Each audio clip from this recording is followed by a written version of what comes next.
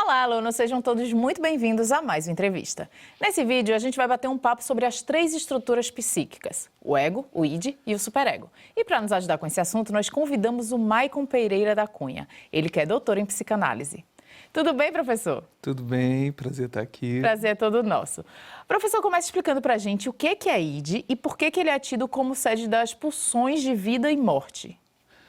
Pois é, esse é um tema bastante importante e central para a psicanálise. O id é uma instância psíquica, assim o Freud vai entender. E é uma nomenclatura, essa do id, que é uma tradução inglesa para aquilo que no alemão seria das es, que é o isso. A tradução seria isso. O que é isso? É isso.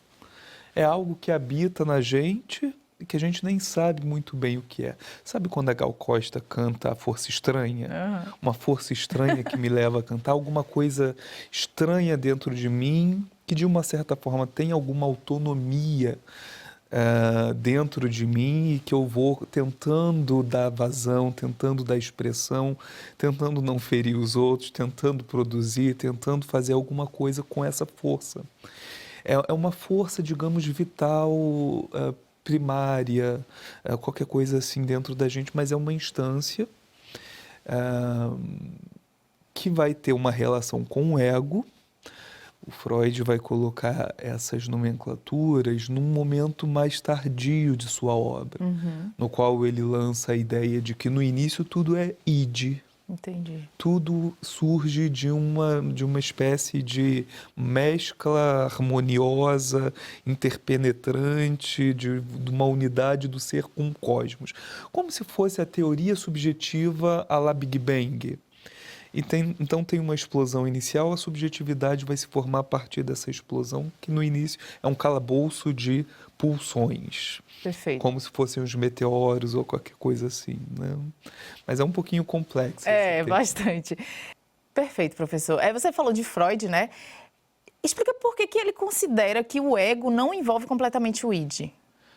Pois é, então para responder essa pergunta rapidamente é preciso fazer um recuo e entender que essa nomenclatura de id, ego e superego também, que é uma outra estrutura que deriva do ego, é preciso que a gente entenda que no início, na primeira tópica, essa nomenclatura é a segunda tópica, como eu estava falando, um momento mais tardio. No início do pensamento freudiano, o Freud divide o aparelho psíquico em duas instâncias. O sistema inconsciente, de onde deriva toda a vida psíquica, e o sistema consciente, que é aquilo que eu posso mostrar para a sociedade, um pouco assim, é o que é visível da minha personalidade.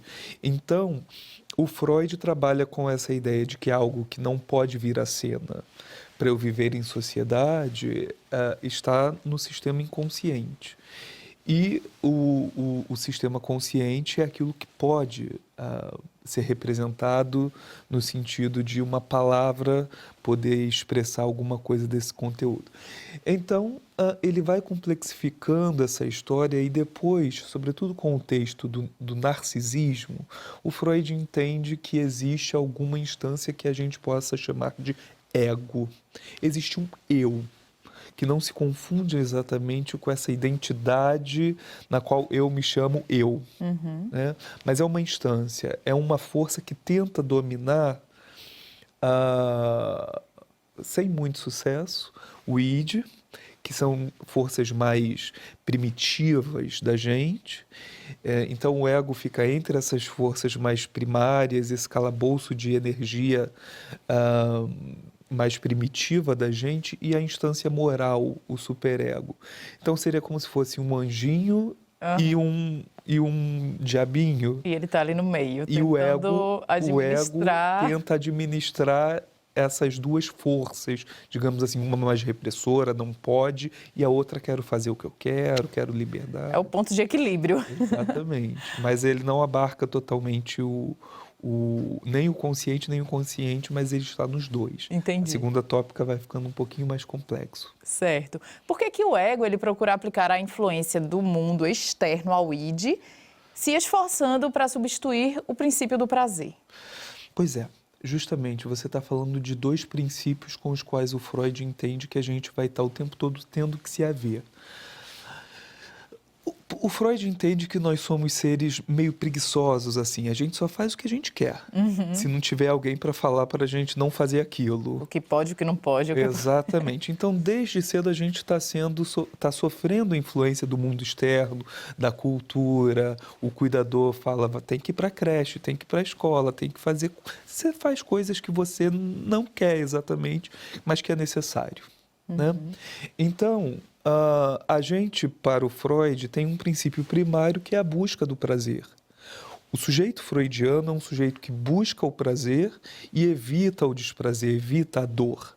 É isso que a gente é em princípio. Então, essa é a regulação do princípio do prazer. O princípio de realidade vem justamente por a gente viver em sociedade. Então, eu não posso ter prazer o tempo todo. Eu vou adiando um pouco esse prazer e fazendo quando é possível e como é possível. Esse é o princípio de realidade. Então, é daí que vai surgindo um ego para tentar, como eu estava falando, ir modulando o que é possível e o que não é possível, quando não é possível. Então, o ego surge do id por influência dele, mas na tentativa de mediar com o mundo externo, né? Então, é por isso que o ego seria um cavaleiro que tenta domar um cavalo meio bravo, sabe? Então, ele está tentando fazer essa organização. Perfeito, professor. A gente pode afirmar que o ideal do eu, ele pode ser considerado o superego? E qual que é a relação dele com o complexo de Édipo? Pois é, aí tem algumas formulações importantes, porque, sim, muitas leituras vão no sentido de entender que o ideal de ego ou ideal de eu seria o superego, que é uma instância moral. Então, fazendo um recuo também, e de novo ao texto sobre o narcisismo, lá o Freud fala de duas instâncias, o eu ideal e o ideal de eu. Então, é um pouco assim, rapidamente, para tentar contemplar a sua pergunta, muito interessante. Existe alguma coisa que é um ideal que me precede. Sabe assim, o meu pai quer que eu seja médico, então tem um ideal de eu que me precede. Esse ideal o Freud chama de eu ideal. Tem um eu ideal que às vezes eu fico tentando, inclusive a vida toda, a idealização de um eu ficar atrás dele. Né? Então, essa é a instância do que o Freud chama de eu ideal. É a imagem de uma certa plenitude, de perfeição idealizada que eu tento seguir. À medida em que a vida vai tomando curso, eu vou sendo instado às leis e às problematizações de mim comigo mesmo e tal, eu vou criando os meus próprios ideais. Isso é feito pela cultura, por esses ideais que me precedem, por um conjunto de variáveis, né? Que vão tomando cena. E aí vão tendo modificações do mundo externo e tal, e aí isso o Freud chama de ideal de eu, numa modificação da subjetividade que vem a partir do complexo de Édipo. Porque no início, rapidamente também, o Freud supõe que tem uma unidade da criança com a mãe e o pai faz função de lei. É a função paterna, é uma função de corte. E aí separa e funda a subjetividade na separação da mãe. Basicamente, o complexo de Édipo seria esse. E como herdeiro do complexo de Édipo, vem a moralidade, o não posso, que é o pai que diz, em geral. Sabe quando a criança faz alguma besteira e a mãe fala assim, quando seu pai chegar eu vou contar. Quer dizer, ele exerce essa função interditória, essa função de lei, e que tem a ver com a coisa da castração e da moralidade.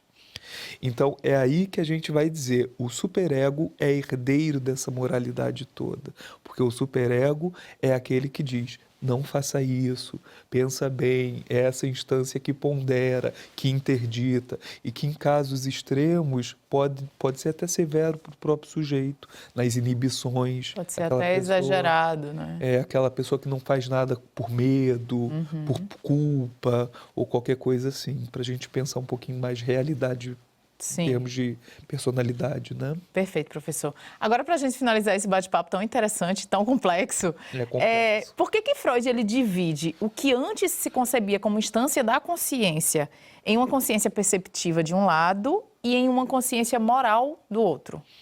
Pois é, todo o aparelho psíquico para o Freud, ele vai ser fundado na ideia de um sistema inconsciente, que vira depois, posteriormente, o id, e que vai sofrer influências do mundo externo, né? Então, a gente tem um polo que está sempre aberto para perceber a realidade. É por isso que a gente reage e forma um psiquismo a partir do nosso sistema sensorial perceptivo, né? Então, o Freud fala, por exemplo, do sistema percepção-consciência, né? A gente está constantemente aberto, recebendo impressões do mundo, e essas impressões, elas formam a consciência a partir da modificação do mundo externo ou a partir das modificações advindas da relação do sujeito com o mundo externo, porque tem a moral, tem os não pode, não faça, e aí a gente vai modificando o nosso psiquismo e organizando ao mesmo tempo para a gente poder perceber, reagir e, ao mesmo tempo, desejar e, ao mesmo tempo, fazer o que a gente quer, adiando certos momentos aquele desejo, podendo fazer aqui, podendo não fazer aqui, escondendo um pouquinho ali, expressando ali, e é um pouco essa complexidade que é o ser humano. A mente humana é muito doida, a gente tem que tentar estar sempre em equilíbrio, né, com essa loucura externa, interna e de todas essas energias que você falou aí. Sim. Muito obrigada, professor, por ser tão pontual, por nos ajudar tanto com essa questão, e até uma próxima oportunidade. Muito obrigado e até a próxima.